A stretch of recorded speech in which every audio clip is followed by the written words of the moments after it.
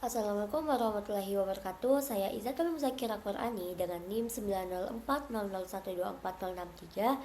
Baik, kali ini saya akan menjelaskan materi mengenai desain organisasi dan perjanjian kerja. Pembahasan pertama yaitu mengenai 6 kunci desain organisasi. Konsep dasar desain organisasi yang dirumuskan oleh penulis manajemen awal seperti Henry Fayol dan Max Weber menawarkan prinsip-prinsip struktural bagi para manajer untuk diikuti. Prinsip-prinsip struktural ini terbagi atas 6 elemen utama. Yang pertama yaitu spesialisasi pekerjaan. Spesialisasi pekerjaan yaitu membagi aktivitas menjadi tugas-tugas pekerjaan yang terpisah. Karyawan secara individu mengkhususkan diri dalam mengerjakan sebagian dari suatu aktivitas daripada keseluruhan aktivitas untuk meningkatkan hasil kerja yang lebih efisien. Ini juga dikenal sebagai pembagian kerja. Sebuah konsep yang diperkenalkan dalam modul sejarah manajemen. Spesialisasi kerja ini memanfaatkan keragaman, keterampilan yang dimiliki secara efisien, dan di sebagian besar organisasi, beberapa tugas memerlukan keterampilan yang sangat berkembang. Para pendukung awal spesialisasi kerja percaya bahwa hal itu dapat menghasilkan peningkatan besar dalam produktivitas. Pada awal abad ke-20, generalisasi itu masuk akal karena spesialisasi tidak dipraktikkan secara luas. Penerapannya hampir selalu menghasilkan produktivitas yang lebih tinggi. Yang kedua yaitu departementalisasi. Departementalisasi ini merupakan dasar pengelompokan pekerjaan. Ada 5 bentuk umum departementalisasi yang digunakan, meskipun suatu organisasi dapat mengembangkan klasifikasi uniknya tersendiri. Beberapa jenis departementalisasi ini ada departementalisasi fungsional, geografis, produk, proses, dan pelanggan. Yang ketiga yaitu rantai komando. Rantai komando ini merupakan garis wewenang yang membentang dari tingkat organisasi yang lebih rendah yang menjelaskan siapa yang melapor kepada siapa. Menurut teori penerimaan teori otoritas mengatakan bahwa kewenangan ini datang dari kemauan bawahan untuk menerimanya. Para manajemen awalnya juga membedakan 2 bentuk otoritas, yakni otoritas lini hak kepada manajer untuk mengarahkan pekerjaan seorang karyawan, sedangkan otoritas staf berfungsi untuk mendukung, membantu, memberi saran, dan secara umum mengurangi sebagian beban informasi mereka. Yang keempat, rentang kendali. Rentang kendali ini adalah jumlah karyawan yang dapat dikelola oleh seorang manajer secara efisien dan efektif. Banyak faktor yang dapat mempengaruhi rentang kendali ini, meliputi keterampilan dan kemampuan manajer dan karyawan, dan karakteristik pekerjaan yang sedang dilakukan. Yang kelima itu sentralisasi dan desentralisasi. Sentralisasi adalah tingkat pengambilan keputusan yang dilakukan di tingkat atas organisasi. Jika manajer puncak membuat keputusan penting dengan sedikit masukan dari bawahan, maka organisasi tersebut telah tersentralisasi. Perlu diingat bahwa sentralisasi dan desentralisasi bukanlah konsep salah satu atau yang lain. Keputusan bersifat relatif, bukan absolut. Artinya, suatu organisasi tidak pernah sepenuhnya tersentralisasi atau terdesentralisasi seiring dengan semakin fleksibelnya organisasi dan responnya terhadap tren lingkungan. Yang keenam yaitu formalisasi. Formalisasi ini mengacu pada seberapa terstandarisasinya pekerjaan suatu organisasi dan sejauh mana pelaku karyawan dipandu oleh aturan dan prosedur.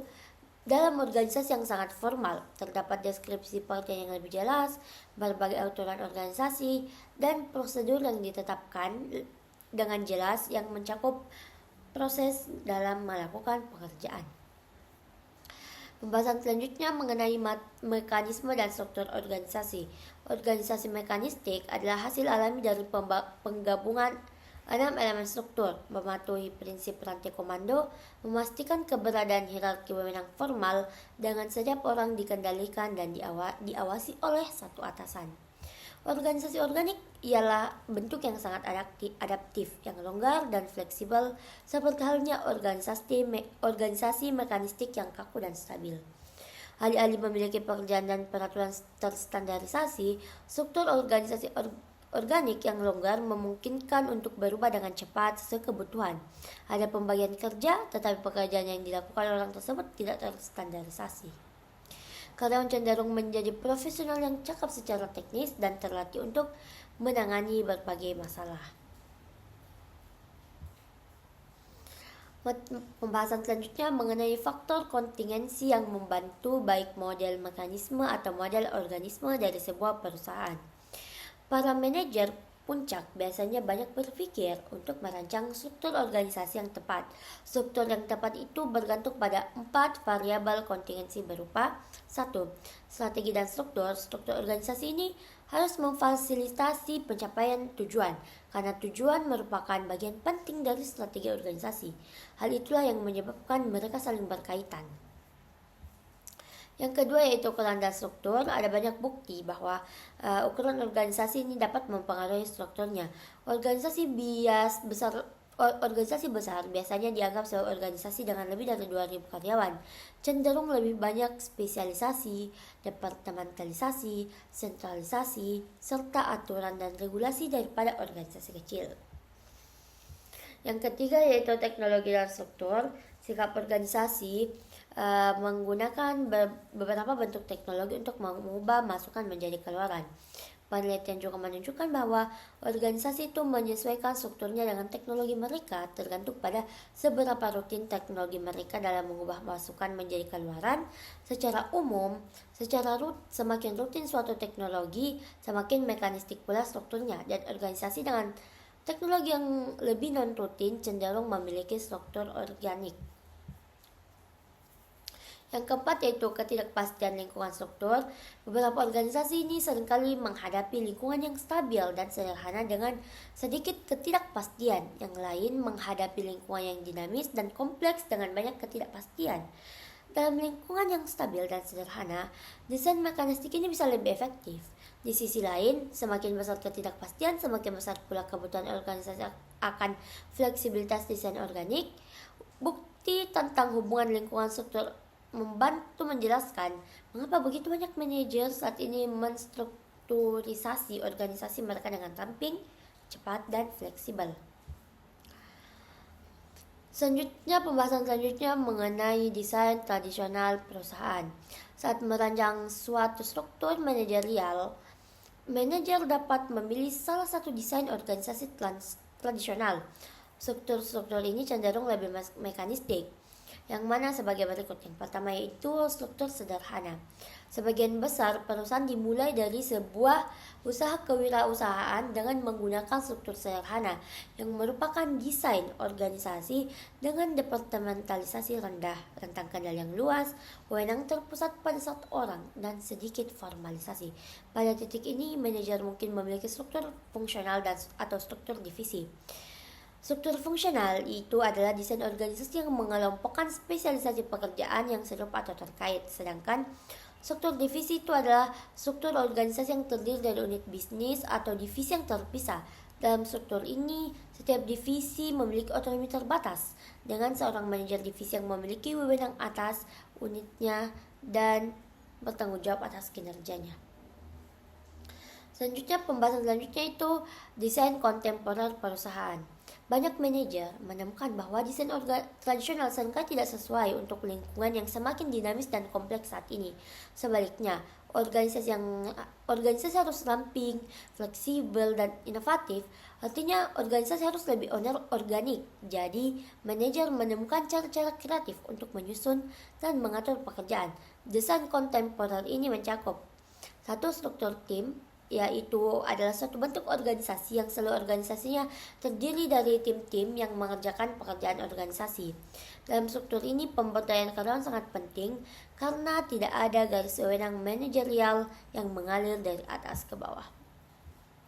Yang kedua yaitu struktur proyek matriks. Struktur matriks ini menugaskan spesialis dari departemen fungsional yang berbeda untuk mengerjakan proyek yang dipimpin oleh seorang manajer proyek.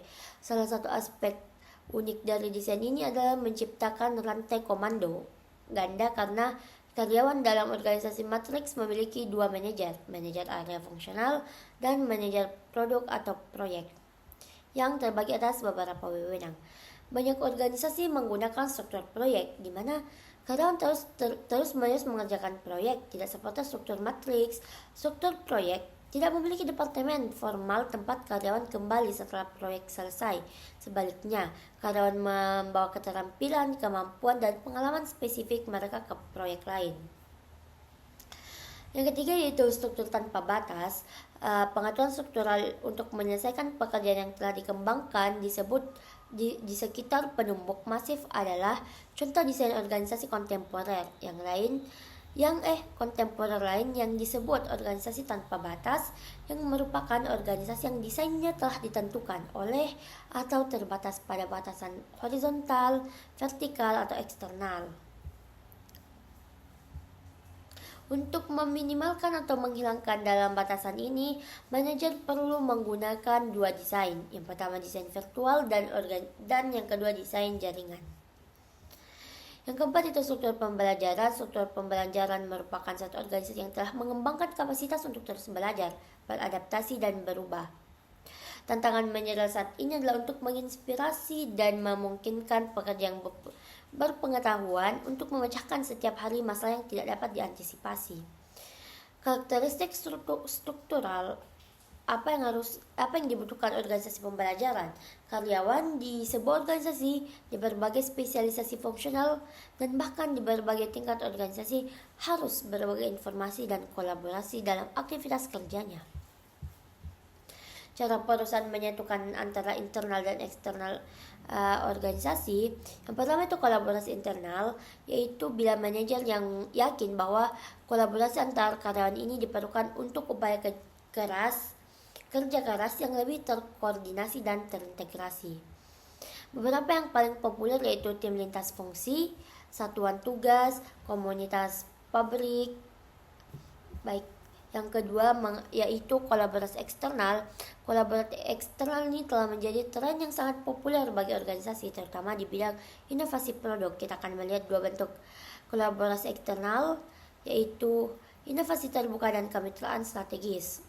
Masing-masing yang menyediakan organisasi dengan informasi, dukungan, dan kontribusi yang dibutuhkan untuk menyelesaikan pekerjaan dan mencapai tujuan organisasi.